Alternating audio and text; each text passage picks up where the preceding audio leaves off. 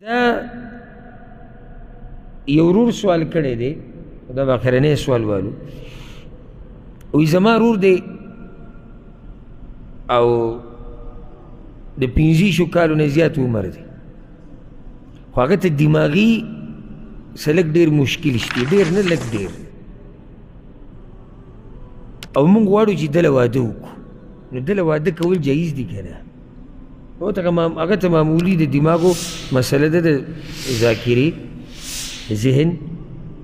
جواب دا دی چې دله واده کولی شي، دکې څه حرج نشته چې چاته ذهني معمولي مسله ده دله واده کولی شي، خو په هغې کې شرط دا دی چې د ده ټول حقیقت به جنۍ ته او د جنۍ کور والا ته بیانوي چې دا زموږ ورور دی، زموږ زوی دی، دله موږ واده کول غواړو، خو ده ته دا مسله شتي.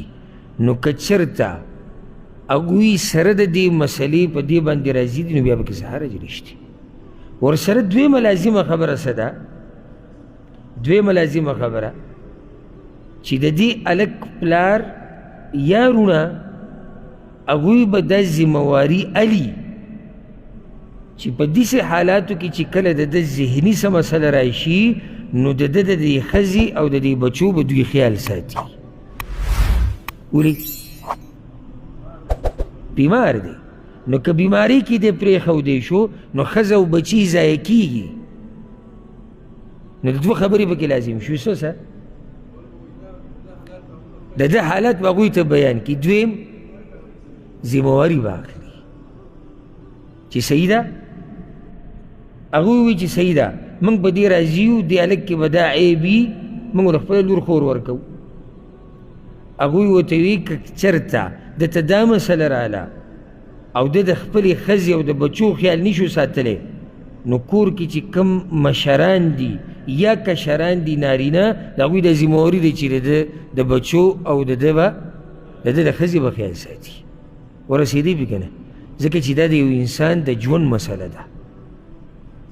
ما دا خبره ډېره نوټ کړې ده زموږ په دې خلکو کې، او ډېره د افسوس خبره ده چې موږ صرف د خپل زوی دپاره، د خپل ورور دپاره ښایسته جنۍ، دینداره، پښتنه، مضبوط نسب والا، مالدار او دې پسې ګرځو، او دې ته نه ګورو چې زموږ دا ورور څنګه دی، زموږ دا زوی څنګه دی.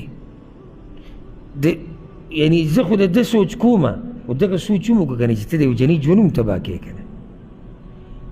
اسلام چې په یو سړي کې په صحیح معنوي که نه، دینداري څه ته وایي زه راته ووایم. لکه مثال دله درکړم، زما زوی دی او هغه بېدینه دی مثال، او یو کس ماله زما دې زوی له لور راکوي چې زما دا لور ده ډېره دینداره ده، ډېره ښه جنۍ ده، زه یې ستا دې زوی له در کومه. دینداري دا ده چې زه ورته واضح ووایم چې ګورئ زما زوی څه دی، بېدینه دی. ګورئ ځکه چې د دوی مې یو ارمان دی چې زموږ د دینداري لور ته دینداره سړی میلاو شي، دویم د ارمان دی. نو یوازې دې ته سوچ مه کوه چې زما ورور او زما زوی او زموږ کشر، دې ته هم سوچ وکړه چې دې بل طرف ته هم انسان دی، د هغوی هم ارمانونه دي. نو جایز دي که چېرته دې ته ذهني معمولي مسلې، خو چې حقیقت بیان کړي.